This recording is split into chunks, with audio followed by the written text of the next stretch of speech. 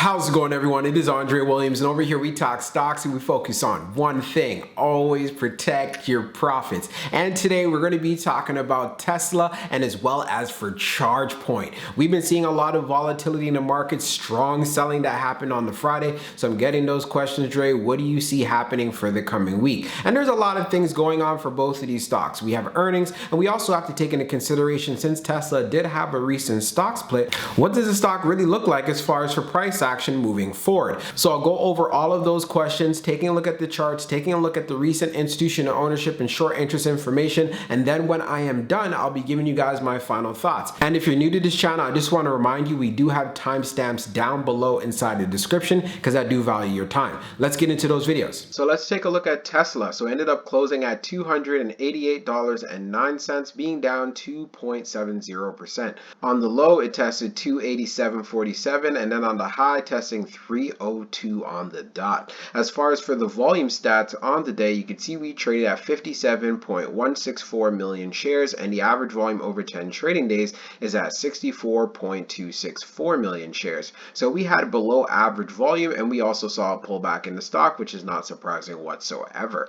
Now, when we take a look at our chart, which is a daily chart, there's a few things I want to bring to your attention. So we ended up breaking through the 9 EMA and as well as the 21 EMA, and then we see Tesla found support at a very crucial level. But now we have the 50 EMA, which is at 277.91. Let's just call it 278. If we continue to see a downtrend in this market, I could see for this coming week Tesla wanting to come down to 278. No shocker there. And then when we take a look at where Tesla has to fill in the gap, it's right here around 250. Am I saying that Tesla is going to come down to 250 for this coming week?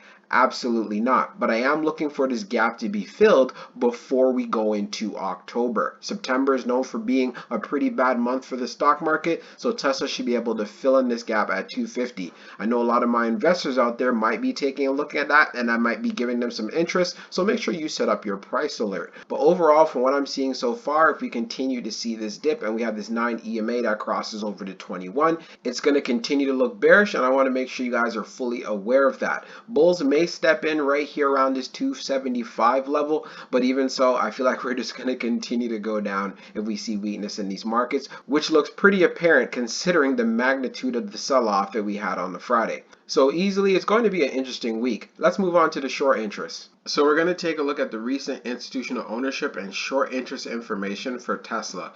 Keep in mind they did do a stock split recently, so as far as the data is concerned, and Fintel did give us the heads up, it is not going to be the most accurate, but we could take a look and see what institutions have been taking some noticeable positions. So green rows indicate new positions, while red rows indicate closed positions. So as we take a look at the filings here, so we have American Funds Insurance Series that purchased 10,768 shares, and we also do see State Street U.S. Core Equity Fund that purchased 37,074 shares. As we go down further to take a look at what is the most noticeable, we have JP Morgan Nasdaq Equity Premium Income ETF that purchased 4,455 shares. And we go down and we could also see SPDR MSCI USA Climate Paris Aligned ETF, that was a mouthful, that purchased 5,062 shares. And going down even more, we can see that we have JAG Large Cap Growth Fund Class A that purchased 1,282 shares,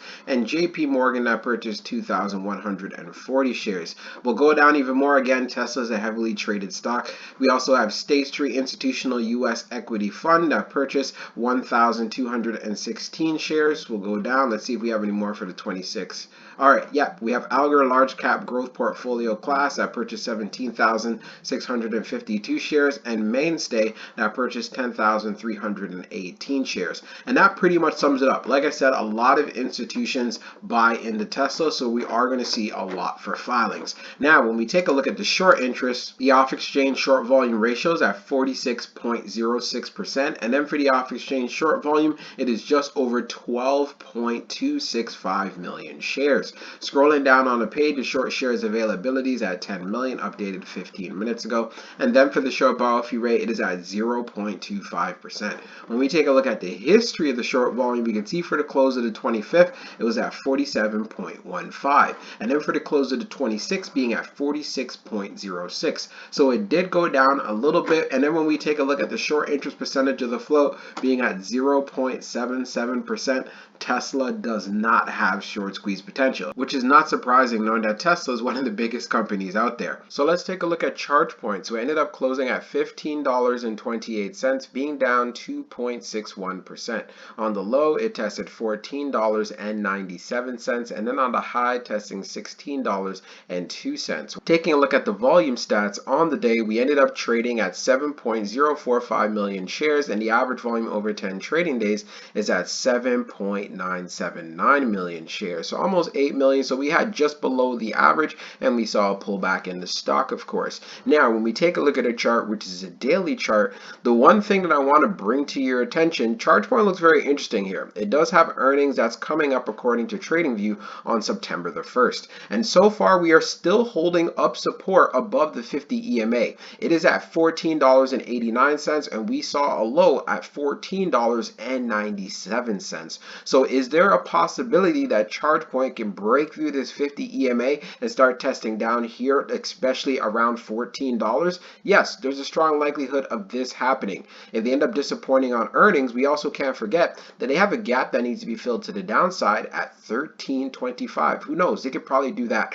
prior. But in my opinion, I don't think they're going to bring ChargePoint down to fill in the gap until they actually release their earnings. Just my opinion. But one thing that is interesting, we did see a high of the day that was above the 9 EMA and as well as the 21 EMA, which was at $16. And if you guys remember what I've said in the past, this is an area where ChargePoint has seen some resistance. We did end up breaking through that level, but seeing that we had resistance there on the Friday was not shocking whatsoever. So it's going to be very interesting to see how ChargePoint does going into Monday, but with earnings right around the corner, I would say keep this on close watch, especially since it does have a gap that needs to be filled to the upside at $16.51. So let's see what it does, and I'll keep you guys inside the loop. Let's move on to the short interest. So we're going to take a look at the recent institutional ownership and short interest information for ChargePoint. Scrolling down on the page, green rows indicate new positions, while red rows indicate closed positions. So when we take a look at the recent filings, we have Victory RS Small Cap Equity that purchased 26,220 shares.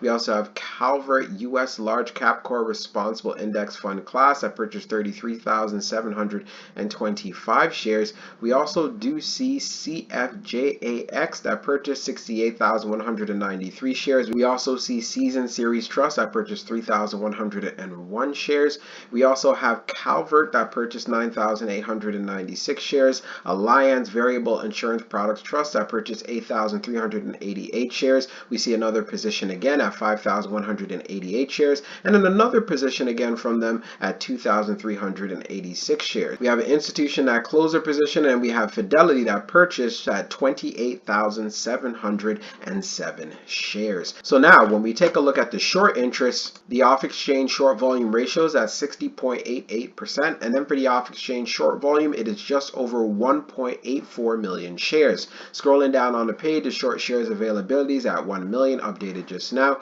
and then for the short borrow fee rate, it is at 2.89%. When we take a look at the history of the short volume, we can see for the close of the 25th, it is at 62.21, and then for the close of the 26th being at 60.88. So it went down a little bit, but that's still fairly high. And then when we take a look at the short interest percentage of the float being at 15.43%, ChargePoint does continue to have short squeeze potential. So to give you guys my final thoughts for ChargePoint and as well as for Tesla, let's start off with ChargePoint. So ChargePoint has earnings that's going to be coming out for the coming week. So of course there's going to be some volatility, but one thing that you want to know, it does have a gap that needs to be filled around $13.25, but it also has a gap to the upside at around $16.51. So I'll be watching these levels very closely if you are a trader, and if it decides to trend up and we continue to have a pullback in the market as a whole, I could see some put opportunities. As far as for my thoughts on earnings, you know what, I'm really not expecting much. We know that it is a growth stock. We also know that they are not profitable whatsoever, so we just want to focus on the fact that they are continuing to grow, and as far as for their future prospects, prospects, it looks good, and we're going to be finding that out when they end up giving us guidance. But like I said, as far as growth stocks are concerned,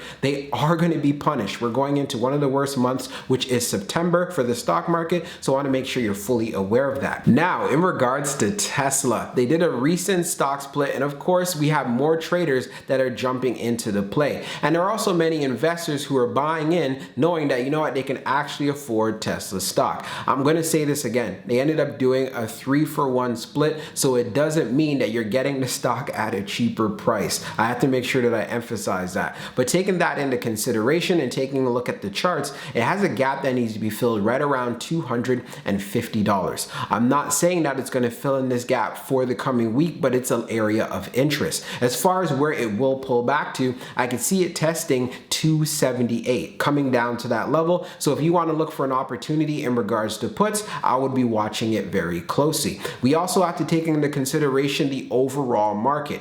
As it's pulling back, especially if the SPY decides to break below 400, it gets quite concerning from there. I could see a lot of pain coming in, and this is why, as far as for Tesla is concerned, watching the key levels that I talked about becomes even more important, because there is ways for you to make money off of the opportunity. And also for my investors out there, if you're waiting to actually get the stock at a better price, then hey, there's nothing wrong with actually doing that, because you're making sure that you're building out a solid cost basis. And if you bought in Tesla before the split, congratulations to you. If you got in at a pretty solid cost, hey, you might get the opportunity to buy up some more shares as it continues to pull back. Like I said, September is one of those months in the stock market that is not good whatsoever. Many people are coming off vacation and they're selling off their positions, but we do end up picking up. So I want to make sure you guys are aware of that. Just because the market is going to be pulling back, it doesn't mean that it will not recover. We had quite the run as of late, and now we just have some profit taking and some selling, which is perfectly natural. And also I want to remind you guys, as far as for Sunday, look out for my videos. I'm going to be going over the market direction for SPY as well as Triple Q. I know many people were asking about that, and as well as some more videos which I'm going to be surprising you guys with. So I'll be talking to you guys real soon.